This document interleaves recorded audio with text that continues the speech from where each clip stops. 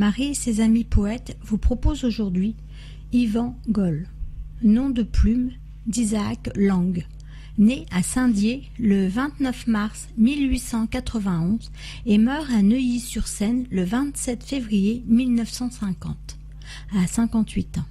Est un poète et écrivain trilingue, allemand, anglais et français.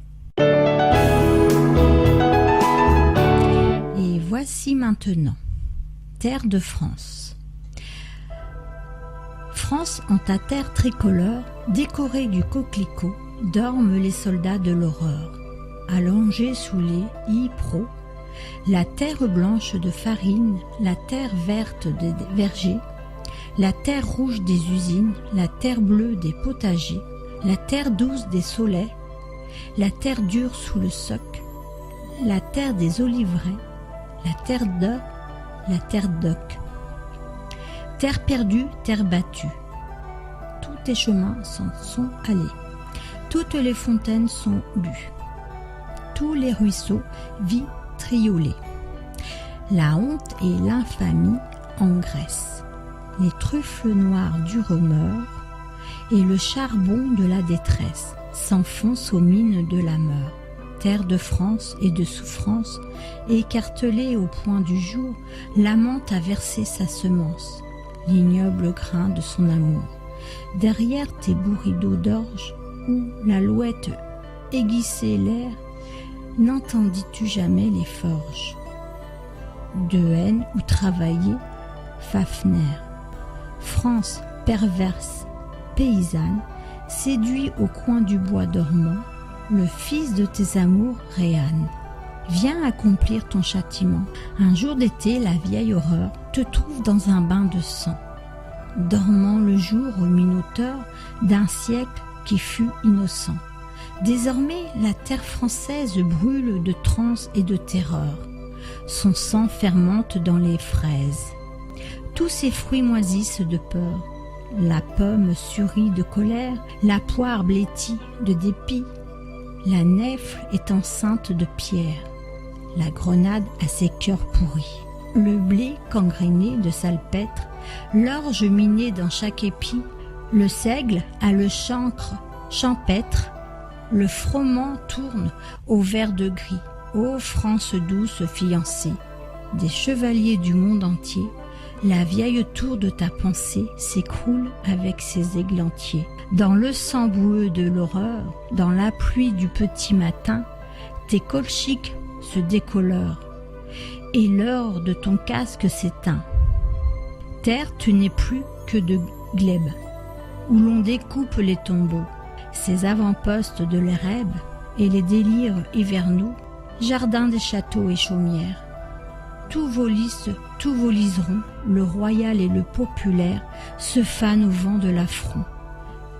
Venin d'ortie et de jusquiam, sang de garance et d'incarnat, baume de myrrhe et de dictame, nul pré qui ne s'empoisonna, ton strup va noircir les houilles, des siècles jusqu'à l'infini.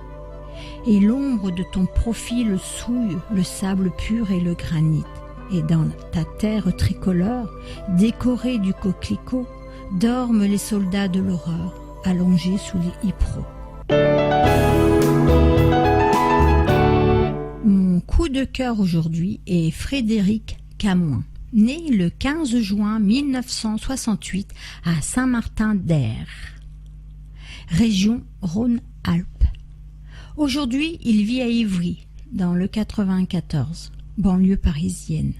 Fonctionnaire à la Poste, ses loisirs, la musique, parolier d'une dizaine de chansons produites dans l'associatif, aide les personnes âgées et autres en difficulté. Il cite « La misère n'est pas une fatalité, mais le fruit de l'indifférence ». Il écrit des textes d'une sensibilité extrême. Et voici maintenant. Paresse ou raison? La misère me dompte.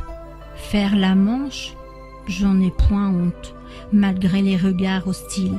Je connais tous les lieux de la ville.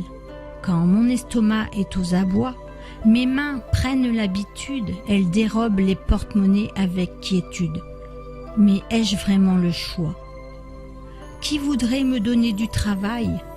3 francs 6 sous pour quelques victuailles. L'émancipation de l'homme passe par son labeur, une idée exhortée dès le plus jeune âge, dans un pays qui compte plus de 3 millions de chômeurs. Les culpabiliser est un vieil adage, une maxime, une vérité que je ne partage pas. Je ne crois pas au salariat. Il y a d'autres chemins pour vivre heureux. Ne soyez pas si frileux. Détruisez toutes les devises. Ce sont elles qui nous amènent au vice. Ces billets, ces titres nous divisent. La gratuité de tous les services, la nourriture serait un bien à partager. Elle en serait de meilleure qualité, aucune recherche de la rentabilité. Vivre sans crainte, sans se lamenter sur la difficulté des lendemains. Le monde serait beaucoup plus serein. Marie et ses amis poètes vous remercient et vous donnent rendez-vous mercredi prochain. Au revoir.